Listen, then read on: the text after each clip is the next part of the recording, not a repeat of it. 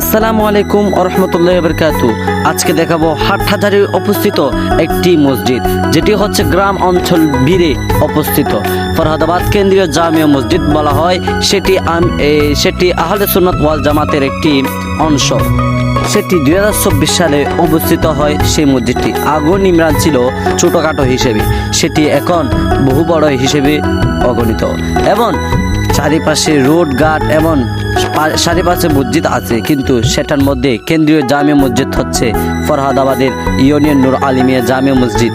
সেটা পাশাপাশি আপনাদেরকে দেখাচ্ছি সেই মসজিদের ভিতর কীরকম অবস্থিত, সেই মসজিদটির রং কীভাবে, আপনারা দেখতে থাকুন এই চ্যানেলে।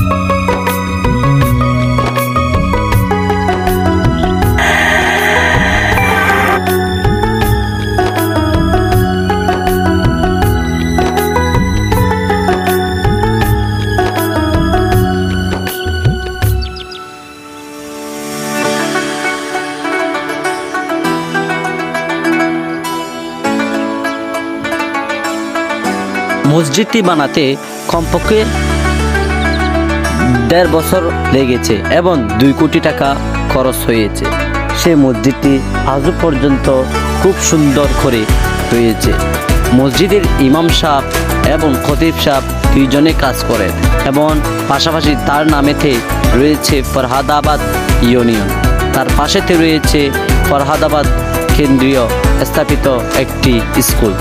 তার পাশাপাশি আরও দোকান পাট এবং ঘর বাড়ি রয়েছে। তার মধ্যে আমাদের এই কেন্দ্রীয় জামে মসজিদটি আমাদের বাড়ির ফরহাদাবাদের চেয়েও সেই মসজিদটি কেন্দ্রীয় বলা হয় তাই জন্য। এবং দেখতে থাকুন সেই চ্যানেলটি, ভালো করে দেখুন এই মসজিদটি।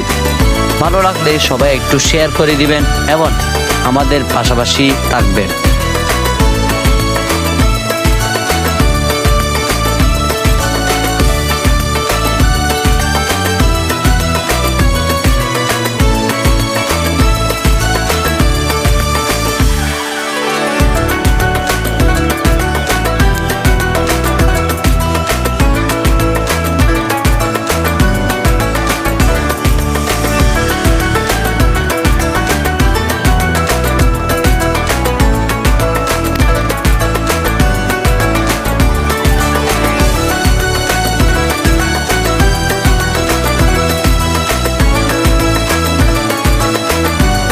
মসজিদের মধ্যে কোরআন বলুন এমন সবটুকুই ব্যবস্থা রয়েছে।